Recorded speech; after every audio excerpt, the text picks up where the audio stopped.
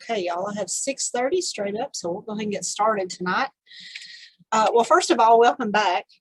We've not convened in a few weeks. I feel like it's been a couple of months since I've seen y'all, and then we had all those computer glitches with the internet and then the server being down. So fingers crossed we're going to make it through tonight with no problems. I've been here since 8 a.m. this morning and I've had no issues, so we're going to pray for an uninterrupted night this evening. Second thing, just to mention, is that tonight we are going to talk about herbal remedies. But for those of you that were at the November class last fall, I kind of did a really quick snapshot of herbal remedies for the home and garden or something titled like that. So some of the information in here is going to be the same. It's going to serve as a refresher, but we're going to go a little bit deeper into how to actually utilize some of the herbs. And hopefully right now is going to be an appropriate time for us to be doing, because like Sue said there a few minutes ago, got a lot of herbs growing and we're actually maybe thinking about harvesting and utilizing some of that. So hopefully tonight, this is going to give you an introduction to how we can do that, a little bit more than just drying and freezing. So when I send you this information later, I'm going to put the links in. This video here too will also be on the herbs page of our web portal, but you're also going to have those other herb videos to refer back to if you need more information. And of course, those PowerPoints are going to be in the Google Drive as well. So I've also included some recipes that we're going to be talking about tonight that are in the Google Drive. Those are not on the web portal, so make sure you check those out. If you're not in the Google Drive, you'll get a link to that. Make sure you request access. So I'm going to shut up now and we're going to get into this, because y'all know I just love herbs. And of course, right now is the perfect time because we're starting to see sunflower, or some of these herbs are even starting to flower right now. So knowing when the best time is to harvest these and for what specific uses is going to go a long way. Just again, to set the framework from a university perspective, and for those of you that are master gardeners, just kind of keep these 4 points in the back of your mind. We want to make sure that we're using these herbal remedies safely. If we can grow organically, that's going to be best. Of course, knowing when to harvest, and then always keeping the dried versus fresh component in the front of your mind, because it's going to be a little bit different when we utilize those depending on how we're using those.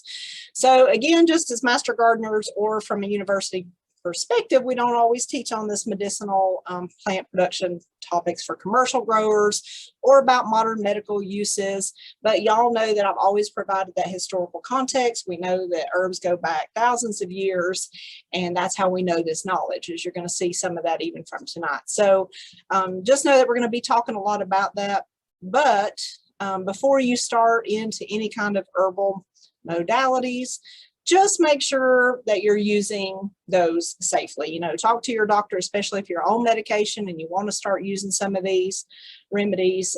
Make sure you don't get any kind of competition or any kind of issues going on with that. So always important to do your own research. This is just scratching the surface. So just to kind of illustrate that point, this is elderberry, or you can also think about pokeberries.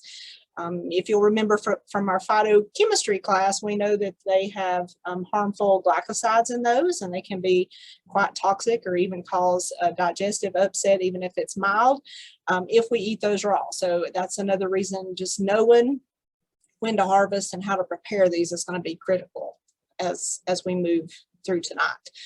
Again, just growing organically, because we want to be able to control that environment that these herbs are in. We know that we're going to be reducing any kind of chemical use, and we don't want remnants of pesticides and that kind of thing on our foliage. And also synthetic fertilizer can actually inhibit some of the oil production in some of these herbs. As far as harvesting, I put all these in bullet points just to make sure that I did cover these. Know what you're harvesting for, and we'll talk about some of that later tonight. But if you're growing for foliage, you want to be harvesting before they flower. If you do like chives in bloom, just know that letting them flower is going to make the foliage develop an off-putting flavor, so it won't be as good, clipped on a baked potato or anything like that. It'll be a lot more bitter. If you're wanting to harvest seeds, just make sure that as soon as that seed pod changes color from that green to that brown or gray color and before they shatter open, that's going to be the best time to preserve those. If you have herbs like borage and chamomile, again, collect those right before they flower for the most potency and for the most flavor. And then as far as harvesting roots, there are going to be some that you're going to hear me talk about tonight. We can do that throughout the season. But for the most part, the majority of those are going to be harvested in the fall once that foliage starts fading back. And you see those listed here, bloodroot, chicory, ginseng, and golden seal. But we're going to talk a little bit about chicory here in a few minutes. The reason harvesting is so critical is because of that essential oil content. So we're not going to talk about harvesting for this specific essential oil tonight, but it's those essential oils in those plants that everything we're going to talk about tonight is what's given it its oomph, as I like to say. That's where all those benefits are coming from, and we're going to maximize those just through our harvesting habits.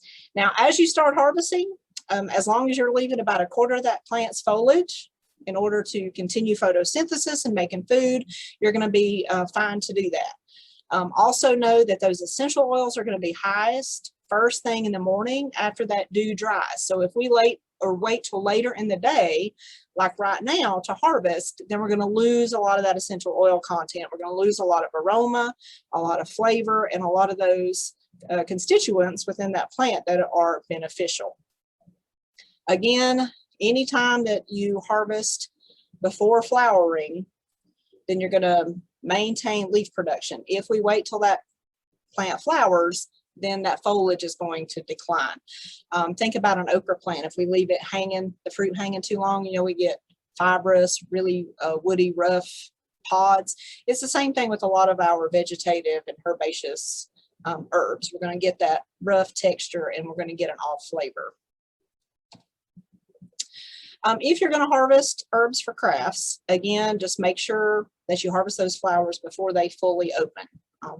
It's going to be a lot better maintaining the vigor of that flower. Anything that you've got that's growing as an annual, you can harvest those, of course, right up until frost. But if you have perennials, make sure that you back off on that harvest about a month before we get into that last frost-free or freeze date. Because if we encourage a flush of growth right there, right before we say we're to get a late or an early freeze rather, that can actually stunt that plant back, or we have even seen where it will kill that plant completely back. So be very cautious with that. Plants like tarragon and lavender, we can continually harvest those throughout the season. You can actually shear those down to half the height. That's just going to give you a second flush. So don't be afraid to kind of get rough on some of these plants because they are quite forgiving. Remember that dried versus fresh, when we are making these natural remedies, there is going to be a little bit of difference, as you can see from the tablespoon of fresh to the teaspoon of the dried. So the compounds are going to be much more concentrated again when that plant is dried in this form versus when it's fresh. And then if we are storing in this dried form, then know that we can lose potency over time just because of shelf life. So we need to maintain the vigor there as well. Now, this is a slide you saw back in November when we did this, but I didn't do anything except for just introduce you to this terminology. And this is where we're going to go tonight. We're going to talk about all these and how you can utilize herbs out of your garden right now to create some of these remedies, some of these modalities that you see listed here. So we're going to go into each one of these in detail. The first one I kind of want to talk about is the materia medica. And you see there that every field of study employs its own jargon, basically, and that's just a way of engaging and passing on the discipline. So as you've heard me say in other herb classes, we've been practicing medicine with herbs for thousands of years, literally. So oftentimes it requires a little patience from the historical context, especially with texts like this, to be able to discern what these plants were and how they were utilized. But that's how we know modern day pharmacopoeia and a lot of these herbal remedies today, whether it comes to us from the folk remedy side or the true pharmacy side of things. And we'll often tie those together. And you'll notice there, create your own modern day materia medica. You've heard me say in other classes about gardening, always maintaining that journal. Well, it's the same thing with our herbs, and keeping one of those a little bit separate, knowing what works for you.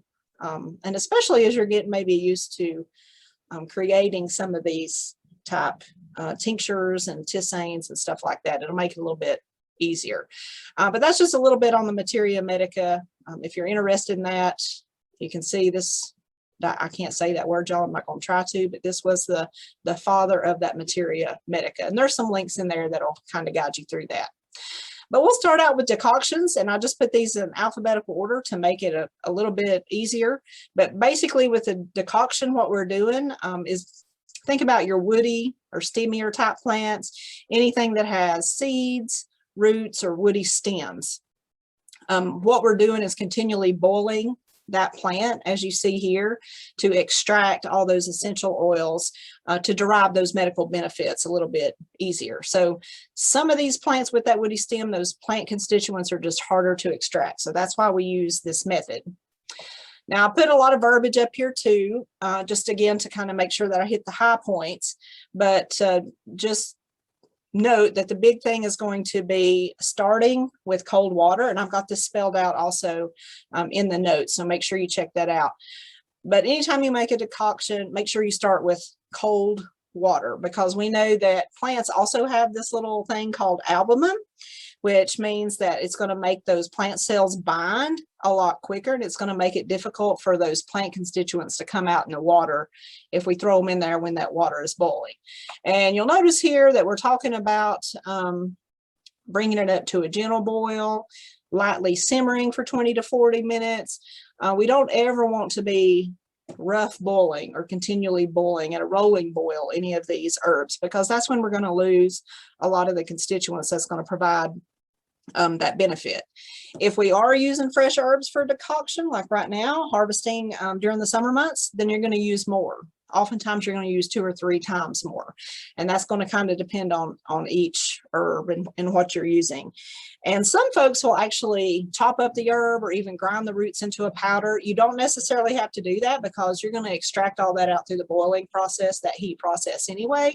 But some folks, it's just a little bit easier for them to do that, and that's okay. That's not a problem.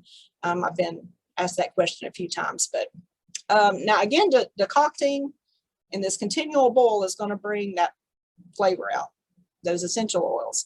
But we can also add some tender herbs. So think about basil, dill, anything like that. We can add those after that major cooking process when it's cooling, and that's going to gently infuse other benefits from some of those more herbaceous type plants. So you can kind of do a couple of these modalities at the same time, but we don't want to be putting basil in there from the very beginning, because there won't be nothing left of that. So we'll just cook it all up. So again, it's just kind of about knowing the herbs. Put this in here just for a really quick look at the herbs that we primarily use in a concoction. Of course, there's more than this. Some of these we can actually utilize in other modalities too, but we'll share some of those as we move through. One that we're going to utilize in this method pretty frequently is chicory. This is one that we're actually seeing bloom now. You heard me talk about harvesting the roots a little bit earlier, that we want to wait till that foliage dies back. But this is one that we can actually harvest now, and it'll continue to proliferate and come back throughout the season. But this is the one that many of you are probably going to know as the New Orleans coffee. So the cool thing about this, the reason folks do prefer chicory, is that there's no caffeine in it. So if you're trying to get off the caffeine and you love your coffee and you don't want to give that up, you can do half parts, and you can kind of see here from that yellow can, it's coffee and chicory. My light keeps going off, y'all. But this is one of those New Orleans traditions, but you can grind this chicory root up. You can boil it down and actually drink it straight from that decoction, and actually store it for about 48 hours and have that to sip on for a few days. This is one that some of you may be familiar with. It's what we commonly will refer to milk vetch, but it's astragalus. So it's one of those that's coming to us from the Western or from the Eastern world, the Chinese. I use this one quite frequently. You can probably tell there it is a legume. It's in the Fabaceae family, but many people will take the astragalus because it's an adaptogen. So this is one of those terms we're going to get into later in one of our other herb classes in the year. But just real quickly, adaptogens are going to be components of herbal medicines that help heal the body. They don't really add a specific, I guess, remedy per se. They're just kind of helping your body overcome environmental and emotional type stresses. So whatever your body needs, it's basically going to be able to let other herbal remedies be able to work in your systems a little bit better is basically what that means. It just kind of makes you more resilient. It gives you a little bit more of a bounce back. The astragalus is one that a lot of people will start using right before the flu and the cold season sets in. So again, this is one that you can harvest after that foliage dies back, and you can make a tincture out of this as well. But throughout the season, you can just cook this down and use it, because we've even had some anecdotal studies show that it helps build white blood cells as well. There's also a recipe in there for astragalus bone broth, which is kind of cool too. And that's kind of what that root looks like. So very tender root. Another one that we're seeing starting to bloom right now is the yucca plant. Now, just a word of caution here, this is not what we call yucca, which is the cassava plant that's grown in Hawaii.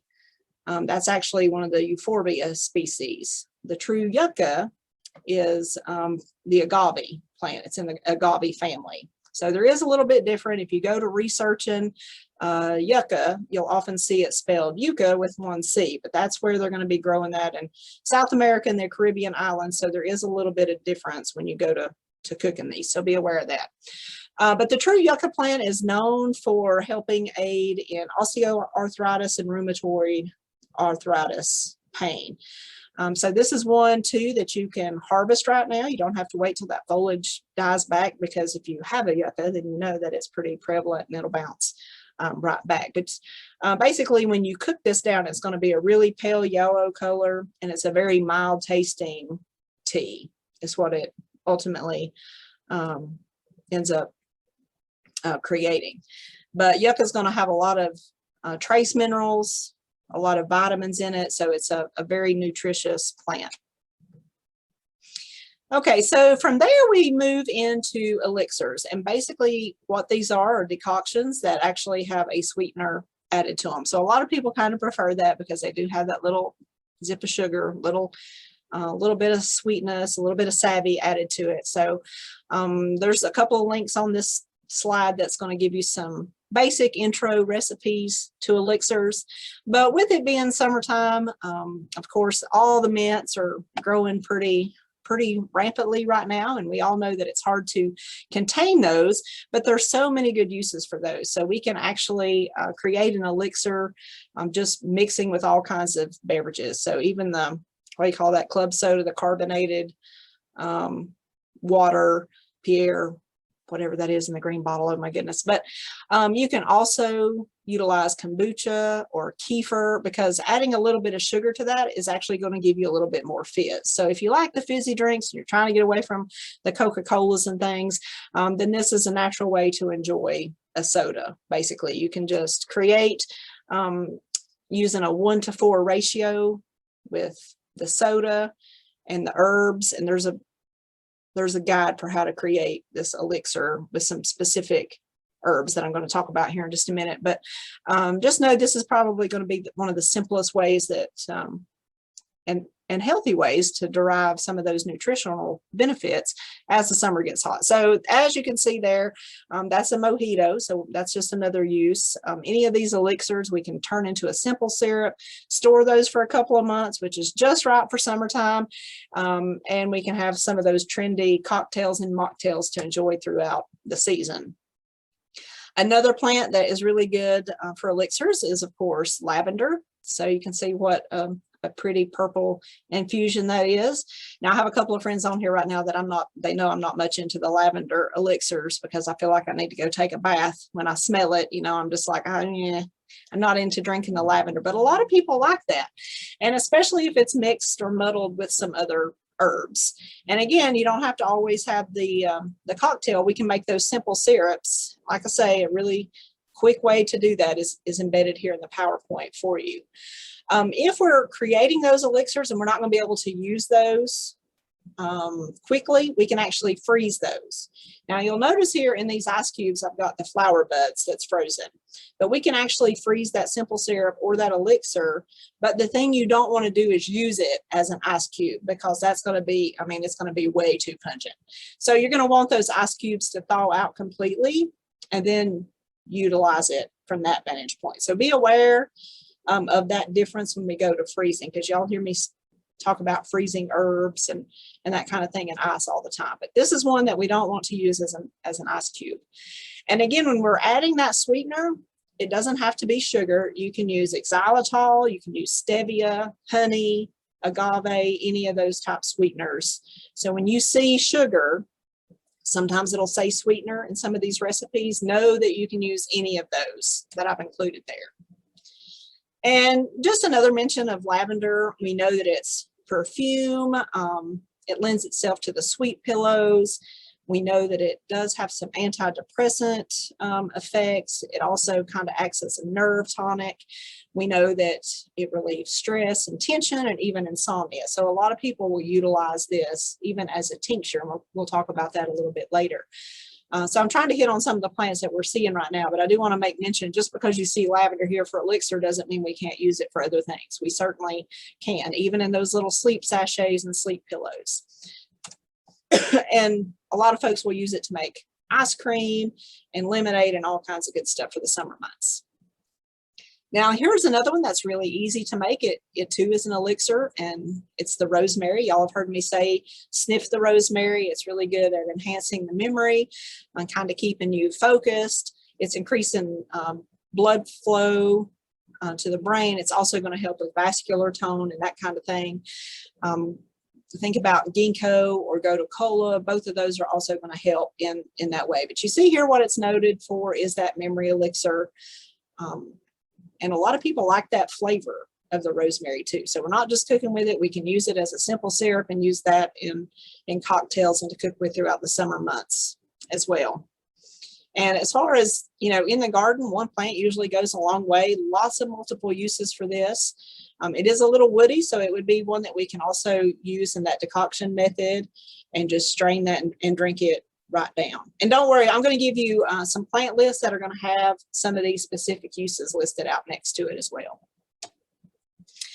This is one that is just getting ready to bloom at my house, so it's probably blooming in some other places, but this is the black cohosh. And if you've been joining me, you know that this is one of my favorite plants. It has many names because it was an antidote for snake bites, as per the Native Americans. So oftentimes you'll hear it called snake root. It also has got a little bit of an odor, so some folks will call it skunkweed. I don't really notice that smell, but some people, they say it's quite pungent. But this is the go-to herb for women. Any, you know, women experiencing perimenopause, menopause, or postmenopause, any kind of hormonal imbalances. This is what this one is touted for. This was one that also the Native Americans would utilize to induce visions. So multiple uses for the black cohosh, but you can also use this one as a tincture, but you can derive its benefits in that elixir form, even use it in, like I say, some of those cocktails or ice cubes throughout the summer. It's pretty good. Next up, we'll talk about hydrosols, and this is where we get a little bit more involved with the extraction method, I guess. So I've tried to list this out pretty well step by step to make it easy, but what a hydrosol is and how this differs is that it's basically the byproduct of essential oils. So these are going to be, in essence, what sometimes you'll hear called flower waters or floral waters. Basically, you'll get a lot of hydrosol with just a little bit of true essential oil when you're actually cooking some or extracting some of these oils from these plants. When we talk about hydrosols versus essential oils, we know that the essential oils are very pungent very aromatic, very concentrated. The hydrosols are going to be the watered down version of that. So that's one way to be able to discern the two of those together.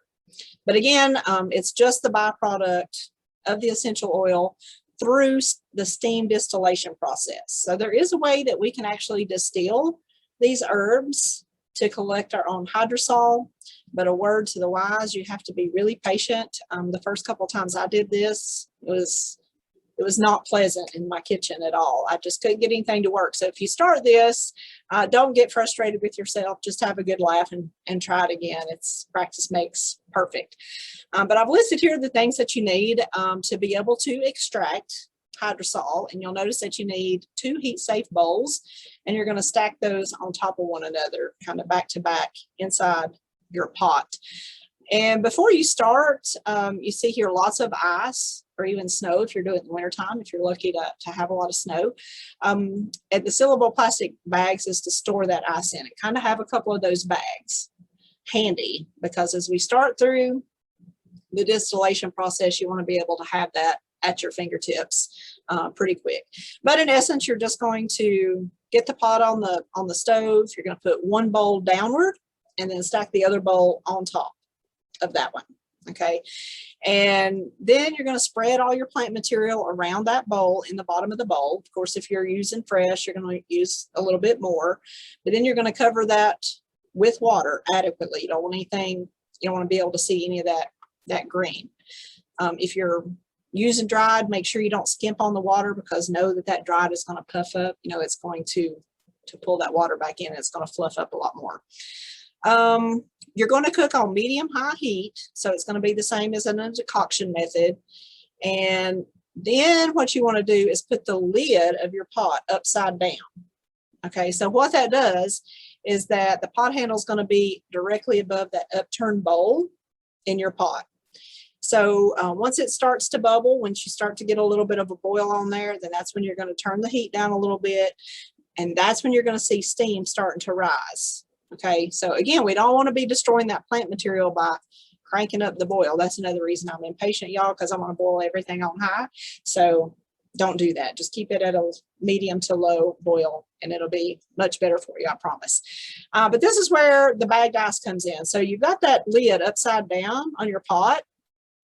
So within that concave of that lid, that's where you're going to put the Ziploc bag in. As that starts to melt, then that's going to condense down. And so it's going to drip through your upside down pot handle. It's going to condense back in water form and trickle back down into that bowl. So that condensation, in essence, is what the hydrosol is, if that makes sense. So it's a little bit of a project to get it going, but it's worth it in the long run. But as that ice melts, you just want to keep adding more ice to the top of that lid. And you can collect actually quite a bit of hydrosol. So once you've collected your bowl full, of course, it's just storing it in a jar, and you can use it for all kinds of things. Room fresheners, well, pretty much anything that you want to use. The reason that a lot of people like to use the hydrosol is because it's so much better for kids. So if you have children or grandkids, it is a little bit safer because it's not as potent. Those essential oils are a lot more potent than what the hydrosols are, especially if you're making bug spray or any kind of bath and body product. One that's really easy for us to extract a hydrosol from is lavender is one that we can, but also chamomile. And the reason folks love the hydrosol from chamomile is that chamomile is really good on any kind of skin irritation, any kind of rash, any kind of breakout. Some folks will get the heat rash in the summertime, or acne gets a little bit bad. But if you create that hydrosol of chamomile, it'll help soothe some of those skin irritations. And if you're blonde and you want a little bit lighter blonde in the summertime, then you can spritz a hydrosol and go out in the summer, and it'll help lighten your hair a little bit too. If you use more of an essential oil, some people will use the real essential oil and a hydrosol, and it'll bleach it a little bit more. So be aware of that. If you want to go light, then use the hydrosol. If you want to go really blonde, then use the essential oil. If you have ever grown chamomile, then you know it's got that really sweet apple blossom scent, but the flowers You know, some people actually candy and eat those flowers as well, but lots of good uses for the chamomile. Also been said to help with inflammation and infection, colic, muscle spasms, all kinds of good things like that. There's also a tissaine or a chamomile tea recipe included in that too. Another hydrosol that's really popular is sage. And I put this up here so you can kind of see that sage deodorant, because sage is antiseptic and it's antibacterial. So it's going to cut underarm odor or any kind of body odor. It's good as a overall body spritzer. It's going to help dry perspiration anywhere on the body. So as we're into summertime, y'all, I hope you're growing sage. I'm one of those that sweats a lot, so this is a good one to have on hand. If you have any kind of like dandruff issues, making a hair rinse with sage, using that hydrosol is really good, or even eczema on your skin. It's also good for that as well. Lots of good uses for the hydrosols. So don't think that you have to always have these herbs in that concentrated essential oil form, because there's so many other uses that we can derive, even in some of the more simpler forms. Just takes us a little while to get there maybe. And as I'm going through tonight, if you have thoughts or plants that you're utilizing in some of these, pop those in the chat box and share those with everybody. Or if you have recipes or anything like that and you want to share those with me, then I'll make sure I get those in the Google Drive for everybody to see as we move along tonight, because it's always fun to kind of see what everybody else is doing. John was drinking watermelon juice, watermelon, when we just got on here a few minutes ago. So you can see here, this is blackberry. A lot of folks will utilize some of those fruits of the season. Adding fresh herbs, muddling those in is really good to do that, especially in these infusions. And you can kind of see there, I cheated and used one that we're probably all familiar with, is the cucumber and the lemon, or cucumber and lime water. That's a simple infusion. Or again, muddling up berries and adding sage or raspberry leaves is a really simple infusion as well. So when we talk about herbal tea, a lot of times we're going to either decoct those or have those in the infusion form. So oftentimes we're going to infuse these in hot water. That's usually what people think, but like the water you see here on the left, we can do that in cold water as well. You can use dried herbs. We get that question a lot. So it takes about 15 to 60 minutes as you're boiling these, steeping these plants to get the desired flavor or even aroma. It just kind of depends on that plant. So keep that in mind. For each one of these, it might be a little bit different. You don't only have to infuse in water. You can also do that in honey. Thyme is one that we see used frequently because thyme, again, is antiseptic. So it's a great breath freshener. It's really good for sore throats. Of course, the honey is going to help coat the sore throat too. But if you have tonsillitis or laryngitis, even bronchitis, it's said to be a really great respiratory healer. Or if you have any kind of mouth sores, it can also help heal that. We always hear about a saltwater rinse, but thyme is one that we can utilize as well. So a lot of folks will use this as a culinary herb in the garden. Some folks even grow it as a ground cover, but don't overlook its medicinal benefits, because it does have several, and it's been been around for a long time with a lot of multiple uses. So it is going to be one of those powerhouses. And then we come to one that a lot of people might think is gross, or they don't want to go to that trouble, but the poultice, creating your own of these is a really good way to absorb maximum benefit.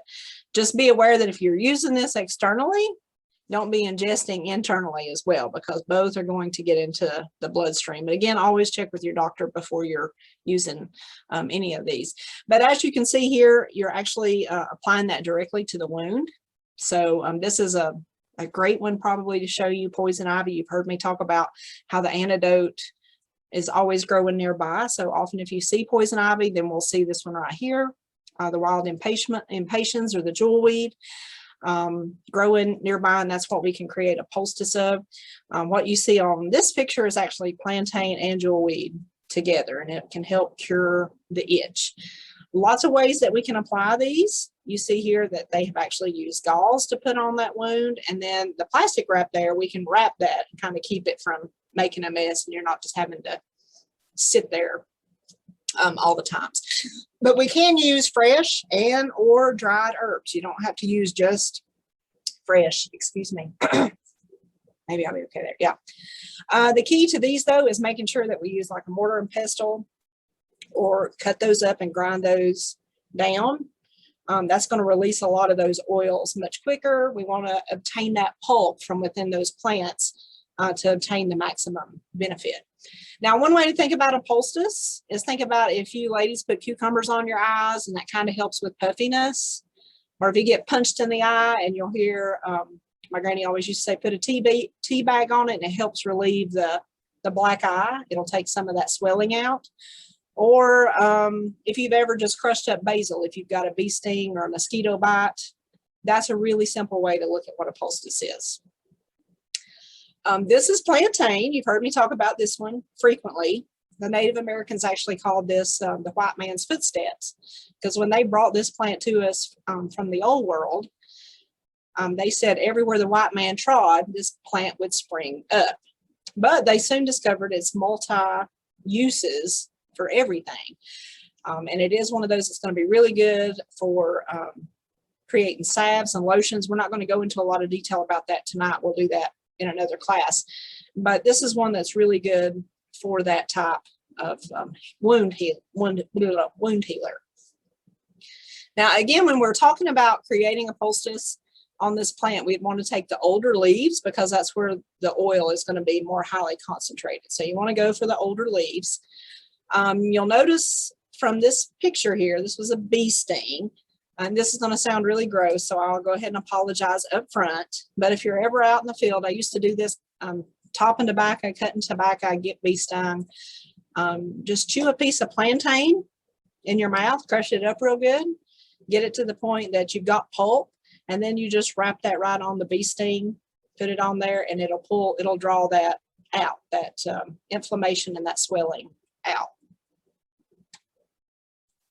Oops. And if you have a splinter, which I got one of these last week doing burning wood every night, campfire, you can apply a poultice of plantain, and it'll help draw that to the surface. So you're not having to sit there and dig and dig and dig with a needle. Just crush up some plantain and put it on there, and it'll help draw that right to the surface, and you can just fleck it away with your fingernail. Another one that we will often use is ginger in some form. And we're not going to get into this terminology tonight, but sometimes herbs are warming, sometimes herbs are cooling. So when we have a naturally warming herb like ginger or turmeric, then of course that's going to help increase blood flow. So sometimes we want the healing action to actually increase the circulation to that area. So this is when we would use ginger or turmeric in that mechanism. Sometimes we want a cooling poultice, so we want to use a cooling herb. So think aloe vera. So a lot of differences, but that's something, some of that terminology we'll get into a little bit later. But they all are going to have, that's turmeric, by the way. So like I said in one of our other classes, this is one you've got to dig up and kind of contend with over the winter months, but it's really good to have that to make teas with.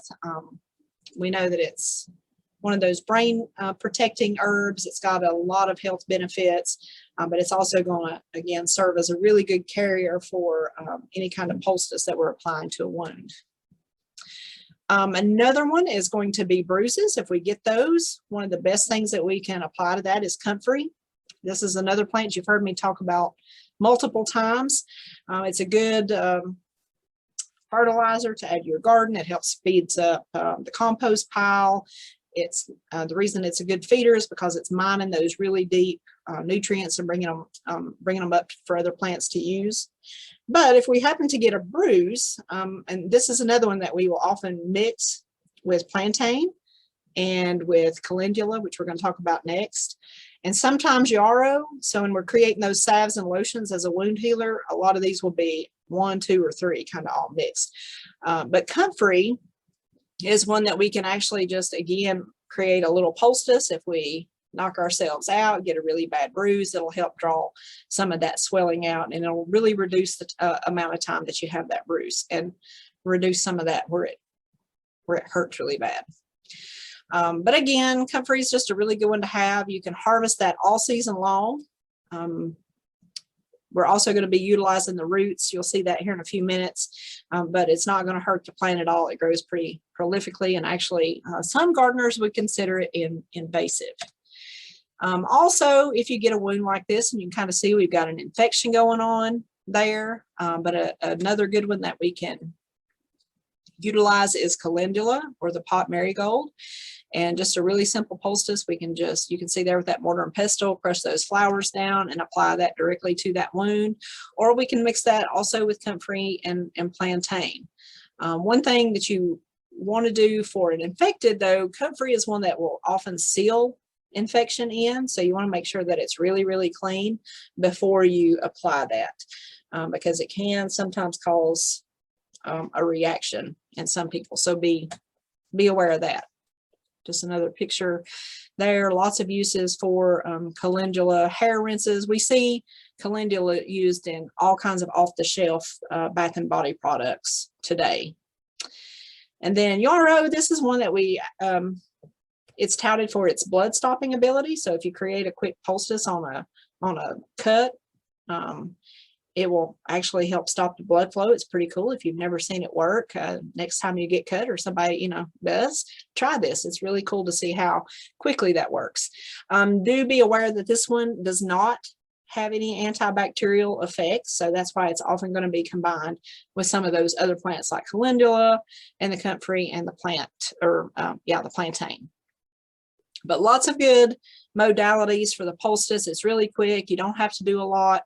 It's going to help draw out infection, draw out inflammation. It's going to reduce swelling, and it's going to draw out splinters. So keep that in mind. And I put this in here, just a real quick way that you can create your poultice. I'm not going to go through this word by word, but just make sure that you get those juices flowing is going to be the main thing, using some of those older leaves. And then also, you kind of saw this a few minutes ago in another picture, but if it's in a precarious place, like on your arm, keeping that wrap just to make sure that we're keeping that intact with that wound or that bruise or, abrasion, whatever that might be. Even wrapping that with plastic wrap is going to help keep it on there. Thyme is another one that a lot of people will also add to this mix too, just because of those antiseptic properties. Then we have tissaines, and if you remember from the October class or November class, I talked about the differences in tea and tissaines. The big difference is that a true tea is coming from the Camellia sinensis plant. So think black tea, green tea, yellow tea, oolong tea. All of those are actually from the Camellia plant. It's the only true tea that we have. So all those herbal teas that we're drinking pretty much on a daily basis, if it's not one of those teas, it's probably going to be a tissaine. And what that is the French word for herbal infusion. So you can kind of see how we have the crossover here, but it's got its own category. We do make the tissaines from fresh or dried leaves, bark, roots, seeds, fruits, and flowers. So we can use all parts of the plant at any given time. The brewing process is going to be a little bit different too. If you are a true tea drinker, then you know that the different kinds of tea require a different boiling point. You have to steep it for a certain amount of time, or otherwise that tea gets too strong, or it can lend itself to a bitter taste. When we're creating a tissaine, it doesn't matter. You're not going to obtain that really bitter aftertaste or effect. You just need to boil the water. Another cool thing about the tissaines versus the teas is that these are going to be caffeine free. So again, if that's an issue, a lot of these herbal supplements or herbal plants are not going to have caffeine. A big difference would be yerba mate and cacao. So cocoa, anything having those two products are going to have caffeine. So be aware of that. But when we talk about tissaines, this is one that we got a lot of different, there's just endless possibilities. It's one of those create your own adventures, if you will. But this here is lemon verbena. A lot of you are probably growing this plant. We actually have 4 different types of tissaines that we can use. So this one here, we'll talk about the leaf first. But now remember that we can combine all of these together, but I'm going to kind of separate these just a little bit, but know that you can combine. You don't just have to make a fruit or just a grain tissaine. You can add all these together, but I just kind of separate them so you would know that we can do individually or we can do them together. But these leaf based are probably going to be some of the most popular. Lemon verbena being a really popular one, of course, because of that lemon flavor. But some others that are going to be real popular would be any of those mints. So just keep in mind that any of those oils and tannins or those bitter compounds within this plant here, especially this is Melissa. It's in the, this is lemon balm. They call that Melissa in England, which is also the Latin name. But a lot of these are going to have high amounts of the tannin in those. So some of these, even though steeping it is not going to yield that bitter aftertaste, some of these plants are naturally going to have that bitter component. Okay, but again, know that it's not the boiling and the steeping that's affecting that. It's just the plant itself. But basically what we're doing is just boiling that out and releasing those to get the good stuff out of it. Of course, mints, peppermint, spearmint, a lot of those can be utilized in a tissaine. Echinacea, we know that this one here is the mother of anything that ails you, pretty much. So this is one that's very popular on the market. This is one probably that we're all growing. It's very handy to have. You can throw this into a tissaine and get some immune boosting benefits all summer long. And you can add this with a multitude of other herbs as well. But research is actually being conducted on echinacea right now. We've got studies that date back even 30 years. So that's something that we're really building on. Now the fruit tissaines, this one here is the raspberry leaf. And oftentimes we're going to see that mixed with hibiscus.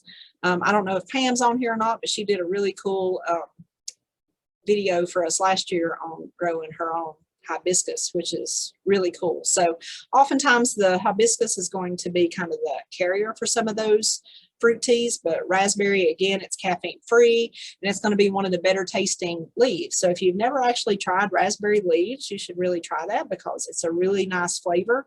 You don't really need to add anything else to that. And a lot of people in the wintertime will just add some seeds, even like nutmeg, and give it a little bit different flavor, kind of like a hot toddy style. So lots of different things you can do with it there. This is going to be the flower tissaine. So this is going to be your rose hips. Lavender is going to be another one, of course, that's very popular to use. And of course, we can mix those rose hips with a lot of other things as well. Now, the thing is with the flower, this is where a lot of people differ, I guess, in their taste. It is a matter of preference. But a lot of people don't like the flower because of the aroma. It's very perfumey. It's very floral to the nose, and then it's also going to be followed by that when you drink it. So if you're not into the perfumey, really heavy floral type teas, then keep that in mind with these flowers, because some can be very relaxing, but some can be a little overbearing to some folks. Then we have the spice and root tissaine. So a lot of people might overlook some of these, but this is the fennel. And of course, we can use any of those really hardy seeds, the fennel seeds, cardamom, even coriander. It's going to provide a unique flavor. The star anise or anise, however you say that, the licorice. You don't want to get too much of that because it can be overwhelming and it can kind of break the balance of some of your other teas. But some people will just drink the straight licorice or fennel tea. And sometimes adding a little bit of spice actually helps balance the character of some of these others if we're adding leaves and fruits and what's the other one? Flowers to the mix as well.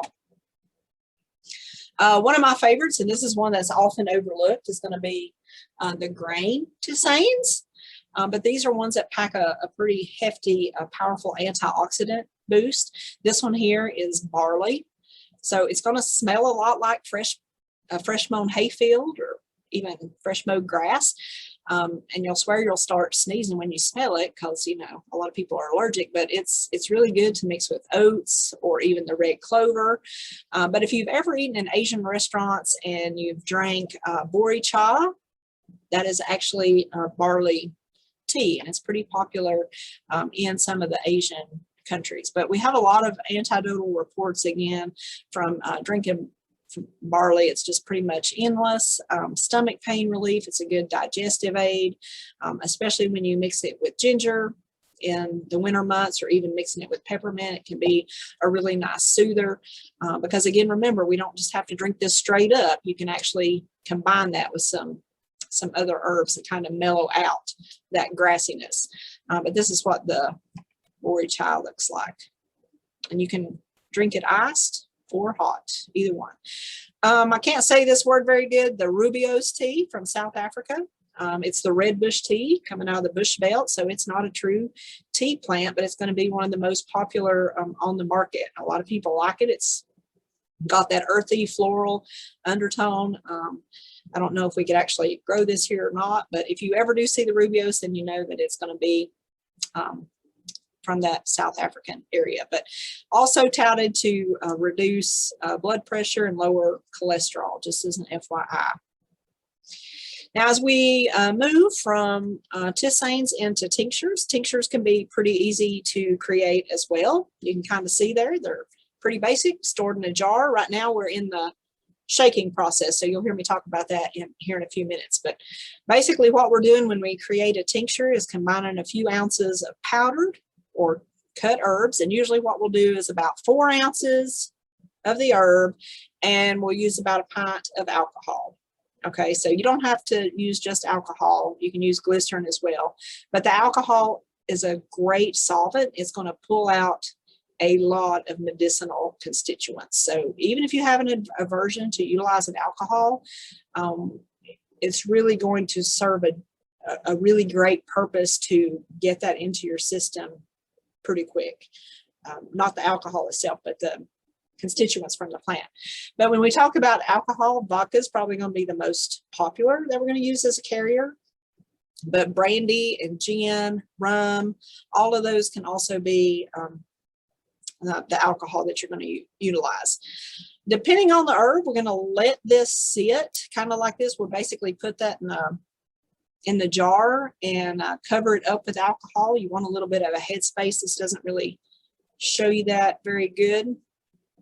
Here's our, I'm getting ahead of myself. I'll come back to that in just a minute. But when we're making a tincture, you don't need a lot of supplies. If you're canning, you've already got the supplies pretty well needed. Just notice that when you are using alcohol, you want a high proof. Okay, so a little bit of difference in the dry versus fresh again. So if you're using those fresh herbs, we're going to have a little bit stouter alcohol to be able to extract those medical constituents.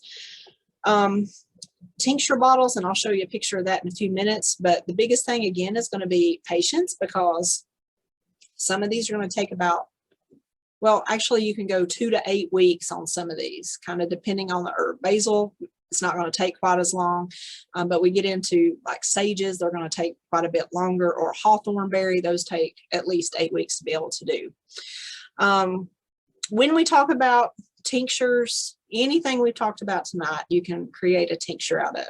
So even though it requires a longer amount of time to get us to that point of use, it's one of the easier ways to extract these volatile oils from the plant. So think about some we've talked about tonight: the chamomile, the calendula, even dandelion that we see in our lawns, unless you have gallbladder issues. Burdock, that hateful weed that has a taproot to China that we can never eradicate. Echinacea, black elderberry, the flowers of that, fennel, hawthorn berries, unless you have heart meds, because if you follow herbalism, then we know hawthorn is used as a heart medication, so it can interfere with other medications that you're on. Lavender, and then we have meadowsweet, which is nature's aspirin.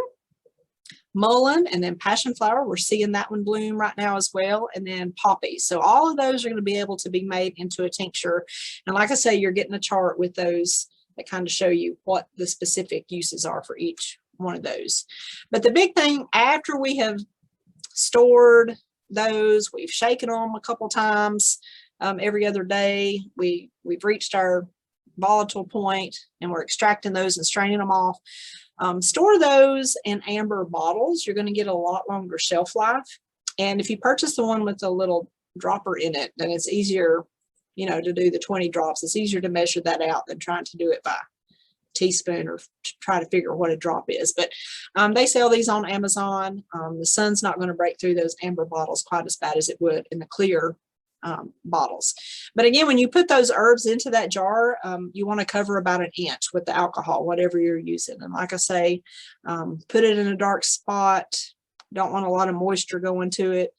Speaking of moisture, when you put those herbs in the jar, before you put alcohol on them, make sure they're dry.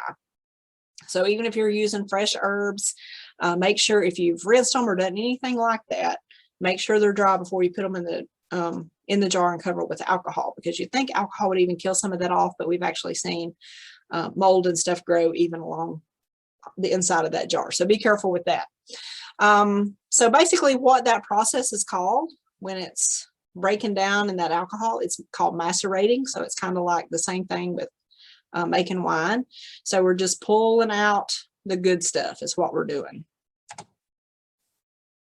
Burdock is going to be one that we can actually utilize, and I tried to pull some hateful plants that might be troublesome to some of us and say that they actually do have a good use. They're not just aggravate to us in the lawn. But burdock is an edible root. It's going to be useful for liver function if you have a slow liver or a fatty liver, digestion, and any kind of skin health. So it's going to be really high in iron. So I had a friend tell me today, if you chomp ice all the time, then that's an indicator of low iron. I don't know if that's true, but she told me that today. And I'm like, well, then I need to go eat burdock because I chomp ice all the time. But burdock also has a lot of trace minerals too that are really good. But it's probably most famous for being a blood purifier. So anytime you might have been exposed to toxins, if you create a tincture of burdock, that can help eliminate some of those toxins from the body. When we're creating a tincture, about a 2-to-1 ratio is going to be ample to do that with. And you can see the root there. It is going to require probably a shovel, maybe a little bit more than a spade to be able to get enough of that root to be able to utilize for maximum benefit.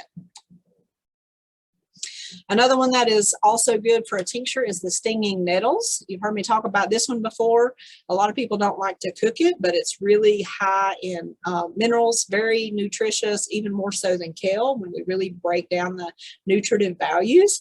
And when you cook it, it's going to pull that sting right out. Or even when we macerate that in alcohol, it's going to pull that sting right out, but you're going to obtain maximum benefits from this. But again, about a 2-to-1 ratio is what you're going to utilize. But this is really good. Yeah, there we go. For trace minerals, vitamin A, C, K, you see all that on there. Natural diuretic. So this is one, if you're ever dehydrated, you don't want to be drinking that. Or if you're on water pills or diuretic medication, this is one that you wouldn't want to be tincturing on a daily basis. So just keep that in mind as well. This plant here is mullein. Some of you may have heard Jenny talk about this last year. It's nature's toilet paper, but it also is a saponin. So go back to our phytochemistry class. We know it has soothing properties in its makeup, which is probably another reason it's a really good toilet paper. But not only that, it helps soothe any kind of respiratory issues, so sore throat, any kind of bronchial ailments, and all that good stuff. So even today, some of those off the grocery store shelf cough syrups are going to have mullein included in those. So it does require a lot of space to grow this, but it's really good to tincture this. You can utilize the leaves or the root from this plant. This one here is oregano. It's really come a long way in the last decade as far as nutritional benefit. A lot of folks would rank it right up there as high as turmeric. So lots of different modalities to utilize oregano. I've given you a oil of oregano recipe, which is really cool, but also using it as a tincture, especially right before we get into the flu season, is really a good way to boost boost the immune system. And then the last one we're going to talk about are the tonics. And you can kind of see there some of those that are listed and some of those we've talked about tonight. But an herbal tonic is just helped or used to help restore or tone or invigorate any system within our body. It's going to help us promote general health and well-being, but it's going to take time to do that. So this is one of those things that you have to do it like every day to obtain the maximum benefit. So basically in a tonic, you're steeping in water and you're drinking that either hot or cool. They're believed to have healing properties from relieving muscle aches, joint pain, and even some anecdotal data that shows that it's inhibiting some cancers as well. So you can see there that they're the umbrella that arches over some of these other things: adaptogens, alternatives, astringents, nutritives. This is something that we'll get into in one of our later classes, because we could literally spend an hour or two just talking about tonics, and we will do that. But each one, as you notice there, is going to support a physiologic function of the tissues, but it's all going to be in its own way. So when we create an herbal tonic, it's something that's going to act on a specific system. So for instance, this is skullcap. Hopefully some of you know that one. It is a nerve tonic herb, nerve soothing herb, and you'll notice there a daily infusion is great for utilizing this, and it can decrease chronic stress over time. But again, notice that it's going to take a little bit of time to get us there. But it is a great anti-anxiety relieving plant to be able to utilize. One that probably many of you know, cayenne. Of course, we're going to cook with this as well, but it's great for circulatory issues. It helps speed up the metabolism. And then if we're using that in tandem with garlic, which touts so many benefits, even in the garden as a companion plant to helping us with all kinds of ailments because it's boosting the immune system. But when we're using those in tandem together, then this is where we get the master tonic that we all know and love as fire cider. So there is there are a couple of recipes in the Google Drive for this, because it's going to kind of vary. Every ingredient you see there on the left, you might not have all of those at certain times, but you might have all of those. But anyway, it's going to be a little bit different throughout the winter season, if you will. And of course, some of that's going to depend on taste and preference. Some people might not like the jalapenos or the cayenne, but usually the carrier for the master tonic is going to be the apple cider vinegar, as it will be with several tonics. A lot of people will just drink the apple cider vinegar every day too. But this is considered one of the oldest folk remedies, but it's been around for years in the mountains. Still use it. A lot of people swear by this. I myself kind of swear by this, and I know several of you probably have a recipe for that. And it's pretty cool to be able to share some of those things. Okay, in our last few minutes, because I've already spent more time than I thought I was going to, I'm going to speed through this because these are slides that y'all saw in November. But I kind of want to run through these because I want you to know that a lot of the plants that we've talked about tonight, or the plants that are growing in your gardens right now, in your herb gardens, you can do some of these culinary things with. So herb vinegars, basically all you're going to do there is infuse those herbs with vinegars. We can make a vast array of jams and jellies and syrups. We've already talked about elixirs that we can transpose into elixir and keep those in the fridge for a couple of months. If we're compounding some of these fresh herbs into butters or into cream cheeses, fabulous. Lovage is one we've not talked about. That's probably one of my favorite herbal compounded butters. But dill butter, it's corn on the cob season, y'all. That's a really good one to add to corn on the cob. Pestos, and like I said, remember, basil is not the only thing that we can make pesto out of. We can make a pesto out of any herb that's growing in our gardens. We can make a vast array of salts, just give them some flavor. Great to cook with. Same thing with sugars. We can infuse sugar just like we would honey. And then we can use that as a sweetener in those elixirs that we're making and infuse even more flavor that way.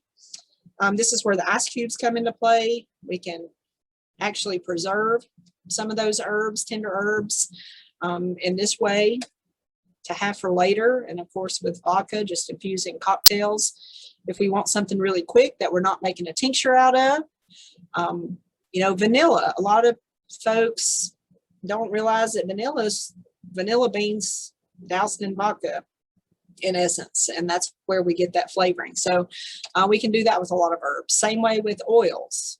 Infuse those. We can make lots of salad dressings by combining the vinegars and the oils, get a wide range of flavors there.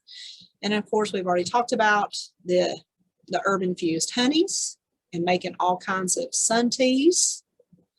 Great addition there.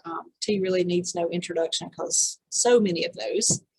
When we look at Bed Bath & Beyond, to just kind of set the stage for some of these, you'll notice there calendula and yarrow. We've talked about those. And remember, we talked about those as a wound healer and as a blood clotting agent. That's one reason we'll see those used often. Well, not the blood clotting, but the calendula we'll see used in soaps and hair rinses and all those type things. And there's your soaps.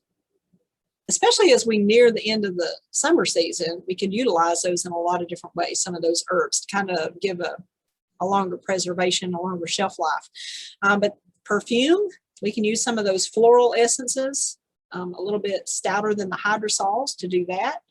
The bath salts, and of course, the medicine cabinet, we can actually create a salt scrub using the jewelweed or the plantain. We can also use sugar as a carrier in the bath as well, not just to cook with. And of course, any kind of body butters, creams, lotions, and salves, and lip balms. One of the best to infuse there, of course, is going to be peppermint. So we can create that infusion and use an oil carrier and get a little bit of beeswax, and lip balms are going to be really simple to make. So that's going to be something we'll talk about in one of our later classes. Steam facials. And then we've talked about the sleep sachets or the sleep pillows. And of course, candles, not necessarily just for the scent, but just to make those pretty. Again, very simple to be able to create those along with these room fresheners. You can get a vast array of happy scents all throughout your home. It smells really clean. We can do that for the laundry. We can take coffee filters and infuse those with different hydrosols or essential oils. The hydrosols work just perfect for this. You don't have to buy the really expensive essential oils. You can create your own hydrosol and infuse those. Once you get those wet down, you just let those dry, and it's just like a Bounty or Downy, what is it? Downy dryer sheet. Same way with cleaning essentials. If you buy the Myers, or there's another one that's really popular. I use that Grove, and I can't remember what method cleaning solution. A lot of that is the green cleaning, so you can actually make your own through some of the modalities that we talked about tonight. So just some ideas that we can kind of get there. Fire starters, if you've got leftover egg cartons and toilet roll or paper towel holders, we can utilize those to make campfire starters, and plus it'll smell really good. Plus some of those are going to repel mosquitoes and things like that as well. You can make your own Altoids, your own breath freshener, which is really cool. You just have to buy gum paste, which you can get at Walmart. Of course, potpourri, and then all kinds of crafts or anything to kind of beautify the home in regards to home decor. And if you have chickens grow herbs, they love them. And then when we just talk about some of those simple solutions, don't forget that we can preserve some of those tender herbs in salt. You know, this is what our ancestors did, the early pioneers. We don't usually think about salt as a preservation method, but still a good way to do that. You can kind of see how that's stored here. Don't forget about your herbs as a companion plant in the garden. They can serve as those beneficial habitats. They're going to serve as pollinators. So not only are we getting to use them for ourselves, but it's just building that biodynamic ecosystem that you hear me talk about all the time. So a lot of resources in tonight's class, but there's just so much information to share. It's nearly impossible to try to get it all in an hour class. So I hope some of you have shared some things that you've been doing. And I hope as you start kind of looking into the Google Drive, and one of the things I want to do is continually add to that. So if you have something to share with me in the group, then I will put that in there for you, because I think sharing is one of the best ways to disseminate this information, and we all learn from one another. And in light of tonight's class, like I said, when I send you the information, I'm going to attach those other videos. So if you need to go back, kind of look at maybe some of the historical context, or you want to look about freezing and drying herbs, make sure you review some of that. One thing I want to do is I'm going to launch this polling. Can y'all see that? And I think you can do multiple choice, because as we move into fall, I want to talk about some of that other terminology that we were talking about in regards to adaptogens and the nutritives, and really explore the multiple uses a little bit more in depth in the plants from some of those plant lists that I'm going to give you. But if you'll choose some of this, this will kind of guide me. We're not going to have time to do like all of these for this year, but at least it'll kind of guide some of that direction as we start moving into 22, and we can focus just on one of these for, you know, for our classes. And but hopefully that served as an introduction and giving you an idea of the multiple uses for herbs. And don't forget, I mean, they are just powerhouses. And as you start looking at some of those out in your gardens, you know, don't hesitate to send a message and, you know, ask if there's a specific way you use it, or if this is the right way. I mean, there's really no right or wrong way other than knowing if anything interferes with any kind of medication you're taking. But anyway, it looks like y'all have, yeah, I'll just leave that poll up for a little while longer, because I know some of you want to be logging off right now. But I enjoyed it. Next week, we're going to get together and talk about different unique gardens, just kind of serve as an intro for that. So hopefully I'll see you then. And then in July, we're going to talk all about pesky little pests and weeds and disease and all that stuff. All right, y'all, thanks for tuning in.